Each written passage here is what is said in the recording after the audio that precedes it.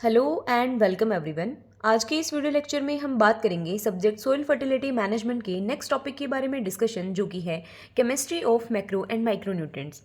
Basically जो macro and micro nutrients का जो बेसिक कॉन्सेप्ट था उसके बारे में हम प्रीवियस वीडियो लेक्चर्स के अंदर डिस्कस कर चुके हैं। फिर भी हम एक शॉर्ट ओवरव्यू ले लेते हैं।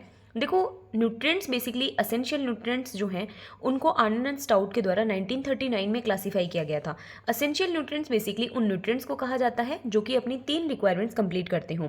पहली बात तो न्यूट्रिएंट ऐसा होना चाहिए जिसकी कमी अगर प्लांट में हो तो वो अपना लाइफ साइकिल कंप्लीट ना कर पाए। सेकंड, अगर पर्टिकुलर किसी न्यूट्रिएंट की कमी हो जाती है तो कोई दूसरा जो न्यूट्रिएंट है वो उसको रिप्लेस ना करे, उस एलिमेंट को हम बोलेंगे कि ये एसेंशियल न्यूट्रिएंट है। और तीसरा कि जो भी प्लांट की मेटाबॉलिक एक्टिविटीज़ होती हैं उसके अंदर वो पर्टिकुलर एलिमेंट या न्यूट्रिएंट डायरेक्टली इन्वॉल्व होना चाहिए। ये 3 ऐसी पर्टिकुलर कंडीशंस हैं, क्राइटेरियाज हैं एसेंशियलिटी के, कि किसी भी न्यूट्रिएंट को हम कब एसेंशियल कहेंगे।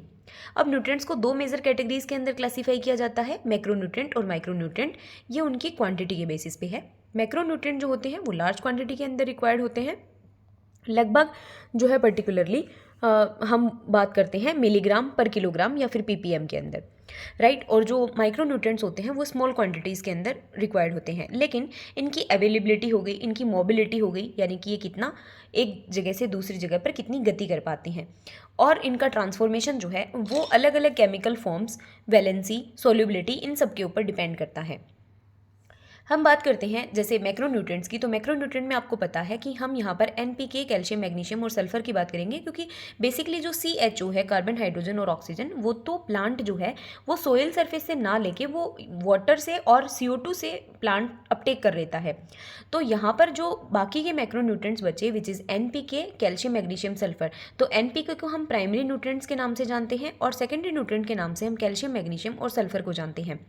केमिस्ट्री, नाइट्रोजन की केमिस्ट्री की बात करें तो देखो, केमिस्ट्री का मतलब होता है बेसिकली कि उससे रिलेटेड जो भी इंपॉर्टेंट मैकेनिज्म्स हैं उनको देखना है, और कौन सी फॉर्म के अंदर नाइट्रोजन प्रेजेंट है और प्लांट उसको कौन सी फॉर्म के अंदर अपटेक करता है।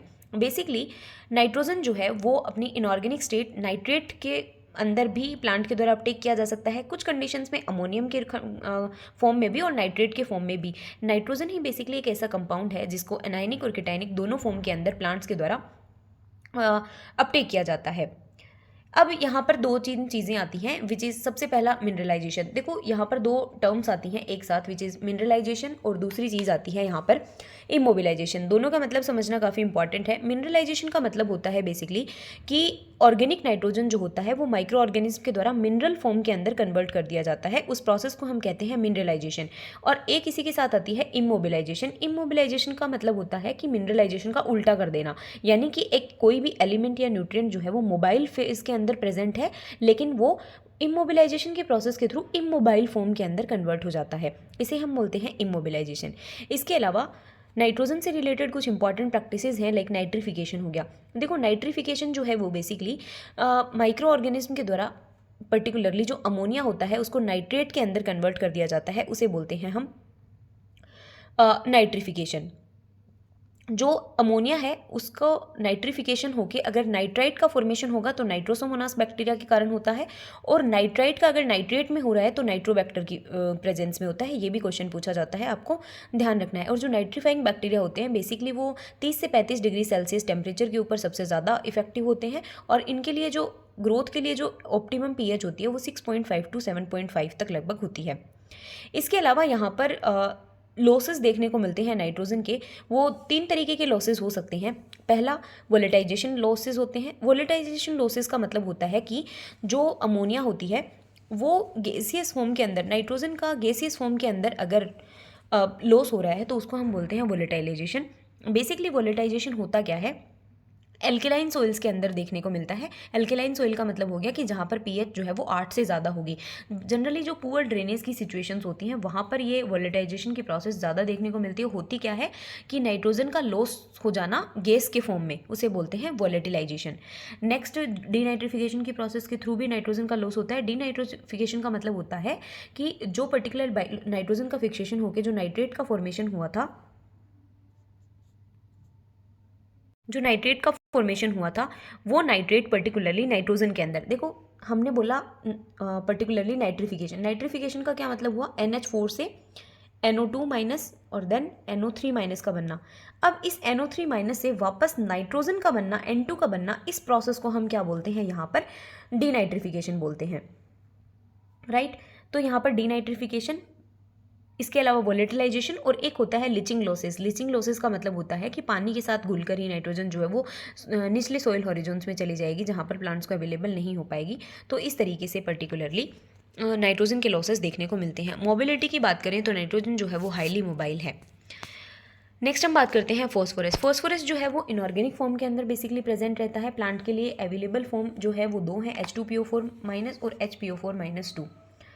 और ट्रांसफॉर्मेशन की बात करें तो जो बेसिकली फॉस्फोरस है वो आयरन और एल्यूमिनियम के साथ में पर्टिकुलरली रिएक्ट करता है। और मोबिलिटी की बात करें तो फॉस्फोरस जो है वो इमोबाइल होता है। आपको पता है कि फॉस्फोरस जो है वो सोइल में इमोबाइल होता है, इसीलिए हम कहते हैं कि DAP जो है, डाई अमोनियम फॉस्फेट, जिसमें 46% फॉस्फोरस प्रेजेंट रहता है, उसकी हम कभी भी ब्रॉडकास्टिंग नहीं करते हैं। और अगर की जाती है उसकी ब्रॉडकास्टिंग तो वो बिल्कुल टोटली यूजलेस होती है, क्योंकि फॉस्फोरस जो है वो एक ऐसा एलिमेंट, ऐसा न्यूट्रिएंट है जो कि मोबाइल नहीं होता है, जो कि एक जगह से दूसरी जगह चल के नहीं जाएगा प्लांट के पास में। प्लांट के पास में ही अगर वो रहेगा तभी प्लांट के द्वारा उसको अपटेक किया जाएगा। तो ध्यान रहे कि फॉस्फोरस जो है वो इमोबाइल न्यूट्रिएंट है। नेक्स्ट हम बात करते हैं पोटेशियम की। पोटेशियम जो है वो बेसिकली एक्सचेंजेबल पोटेशियम भी प्रेजेंट होता है और नॉन एक्सचेंजेबल भी। नॉन एक्सचेंजेबल का मतलब हो गया कि क्ले मिनरल्स के साथ में ये फिक्स रहेगा, राइट।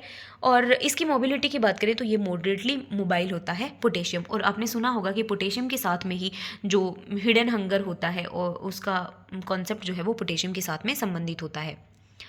नेक्स्ट आता है मैग्नीशियम। मैग्नीशियम जो बेसिकली एक्सचेंजेबल मैग्नीशियम के फॉर्म में, यानी कि मैग्नीशियम+2 के फॉर्म में प्रेजेंट रहता है। और प्लांट्स के अंदर इसकी कंसंट्रेशन लगभग 0.2% तक देखने को मिलती है। एसिडिक सोइल्स में लिचिंग लॉसेस के कारण मैग्नीशियम की कमी हो जाती है। मोबिलिटी की बात करें तो यह मॉडरेटली मोबाइल है। सल्फर की बात करें तो सल्फर इनऑर्गेनिक और ऑर्गेनिक फॉर्म्स के अंदर प्रेजेंट रहता है। ऑर्गेनिक फॉर्म के लिए इसको मिनरलाइजेशन की रिक्वायरमेंट होती है, और इनऑर्गेनिक के फॉर्म में सल्फर जो है वो बेसिकली SO4 2- की उसमें अवेलेबल फॉर्म जो है उसकी SO4 2- होती है। ये आपको ध्यान रखनी है। बेसिकली ये भी मोबाइल है और सैंडी सॉइल्स में इसकी लीचिंग देखने को मिलती है। इसके अलावा हम बात करते हैं माइक्रो न्यूट्रिएंट्स की। तो जो माइक्रो न्यूट्रिएंट्स होते हैं बेसिकली उनमें आपको पता है फेमो क्लब कूजनमन, और उसके बाद में निकल जो है वो भी लास्ट में जुड़ गया था, जिसको किसने जोड़ा था, ब्राउन एट आल साइंटिस्ट ने 1985 में निकल को एक एसेंशियल माइक्रो न्यूट्रिएंट के रूप में बताया था। और सबसे न्यू एडिशनल जो हुआ था वो भी किसका हुआ है, निकल का हुआ है। इसमें सबसे पहले हम बात करते हैं आयरन की। तो आयरन जो है वो बेसिकली आयरन+2 के फॉर्म में और आयरन+3 के फॉर्म में, मेनली जो आयरन 2+ है जो कि रिड्यूस्ड फॉर्म है आयरन की, उसी के अंदर ये प्रेजेंट रहता है। और प्लांट के अंदर ये लगभग 100 मिलीग्राम पर किलोग्राम ऑफ प्लांट वेट में प्रेजेंट होता है, राइट। इसके अलावा मोबिलिटी की बात करें तो ये एरोबिक सोइल्स के अंदर इमोबाइल होता है। मैग्नीज की केमिस्ट्री की बात करें, मैग्नीज जो है वो मैग्नीज+2 के फॉर्म में, देखो इन फॉर्म से आपसे बहुत बार क्वेश्चन पूछे जाते हैं कि जैसे मैग्नीज है तो उसको कौन सी फॉर्म में अपटेक किया जाता है। तो मैग्नीज को दोनों फॉर्म में, मैग्नीज+2 के फॉर्म में भी अपटेक किया जाता है, मैग्नीज+4 जो है वो बेसिकली ऑक्सीडाइज्ड फॉर्म है उसकी, और मैग्नीज+2 जो है वो उसकी रिड्यूस्ड फेज है।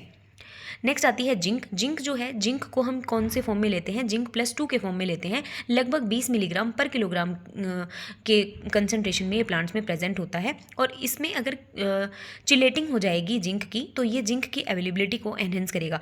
जैसे राइस वगैरह की जो क्रॉप्स होती हैं उनमें काफ़ी इंपॉर्टेंट न्यूट्रिएंट है जिंक, क्योंकि जिंक की कमी से खेरा डिजीज़ हो जाती है, जिसके लिए हम 5 किलोग्राम जिंक सल्फेट को अप्लाई करते हैं। मोबिलिटी की बात करें तो ये मॉडरेटली मोबाइल है। कॉपर की बात करें तो कॉपर जो है वो कॉपर+2 के फॉर्म में प्रेजेंट होता है, और प्लांट में इसकी कंसंट्रेशन लगभग 6 मिलीग्राम पर किलोग्राम के अकॉर्डिंगली पाई जाती है। और ये इमोबाइल होता है सैंडी सॉइल्स को छोड़ के। तो ध्यान रहे कि कॉपर जो है वो भी इमोबाइल है। बोरोन काफ़ी इंपॉर्टेंट, बोरोन का एक क्वेश्चन पूछा जाता है कि पोलन ट्यूब के पोलन जो हैं उनके जर्मिनेशन के लिए या पोलन ट्यूब के फॉर्मेशन के लिए कौन सा न्यूट्रिएंट असेंशियल होता है, तो बोरोन। और दूसरी बात कि कौन सा एक नॉन मेटेलिक पर्टिकुलर न्यूट्रिएंट है, तो उसका आंसर भी रहेगा बोरोन। बोरोन जो है वो बेसिकली बोरिक एसिड, यानी कि ये H2BO3 2- या H3BO3 के रूप में आयनिक फॉर्म के अंदर ये प्रेजेंट रहता है। सैंडी सॉइल्स के अंदर लीचिंग देखने को मिलती है, और अगर ज़्यादा पीएच होगी तो वो भी बोरोन की सॉल्युबिलिटी को डिक्रीज़ करेगी। इसके अलावा इसकी मोबिलिटी के बारे में आपको स्पेशली ध्यान रखना है। ये बेसिकली हाईली मोबाइल होता है। अब देखो ये वाली चीज़ ध्यान रखनी है, आप दो जगह पे पढ़ोगे। अगर हम प्लांट की बात करते हैं ना, अगर हम प्लांट के केस में बात कर रहे हैं तो बोरोन और कैल्शियम जो है वो इमोबाइल न्यूट्रिएंट के रूप में कंसीडर किए जाते हैं। जबकि अगर हम सोइल के केस में बात करेंगे तो सोइल के केस में ये मोबाइल है, सोइल में तो बोरोन मोबाइल होता है, लेकिन अगर प्लांट के केस में बात की जाएगी तो प्लांट के केस में जो बोरोन और कैल्शियम है वो क्या होते हैं, इमोबाइल फॉर्म में प्रेजेंट होते हैं। नेक्स्ट, ये सारे थे कुछ मैक्रो और माइक्रो न्यूट्रिएंट्स और वो कौन सी फॉर्म के अंदर अवेलेबल हैं। अगर हम एक बार के लिए प्लांट और पर्टिकुलरली सोइल के अंदर बात करें तो देखो प्लांट जो है उसमें इमोबाइल न्यूट्रिएंट्स कैल्शियम और बोरोन होते हैं और हाईली मोबाइल होते हैं NPK, MO, Mg। तो ये होते हैं हाईली मोबाइल। अगर सोइल की बात करें तो सोइल के अंदर सल्फर, बोरोन, क्लोरीन और मैग्नीज जो है वो हाईली मोबाइल होते हैं और सोइल के अंदर जो सबसे इमोबिलाइज होते हैं वो होता है फॉस्फोरस और जिंक। सोइल के अंदर हाईली इमोबिलाइज होता है। बेसिकली आपसे नाइट्रोजन का ही क्वेश्चन पूछा जाएगा जिसमें मिनरलाइजेशन, डीनाइट्रिफिकेशन, इमोबिलाइजेशन, इसके अलावा लॉसेज ऑफ नाइट्रोजन किस वजह से देखने को मिलते हैं, तो डीनाइट्रिफिकेशन की वजह से, वोलेटिलाइजेशन की वजह से और लीचिंग लॉसेज की वजह से आपको पर्टिकुलरली लॉसेज देखने को मिल सकते हैं। इसके अलावा कौन सा जो पर्टिकुलर न्यूट्रिएंट है वो किस फॉर्म के अंदर प्रेजेंट रहता है उसको आपको ध्यान रखना है। इसके अलावा मैक्रो न्यूट्रिएंट्स को हम दो कैटेगरीज में अगेन फर्दर क्लासीफाई कर सकते हैं, विच इज़ प्राइमरी न्यूट्रिएंट और सेकेंडरी न्यूट्रिएंट। प्राइमरी न्यूट्रिएंट का मतलब हो गया NPK और सेकेंडरी न्यूट्रिएंट का मतलब हो गया कैल्शियम, मैग्नीशियम और सल्फर। इसी के अलावा स्ट्रक्चरल जो न्यूट्रिएंट्स होते हैं उन्हें हम CHO/NPS के नाम से जानते हैं और हैवी मेटल्स के रूप में जैसे मैग्नीज, आयरन जैसे जो न्यूट्रिएंट्स हैं उनको हैवी मेटल्स के रूप में जाना जाता है।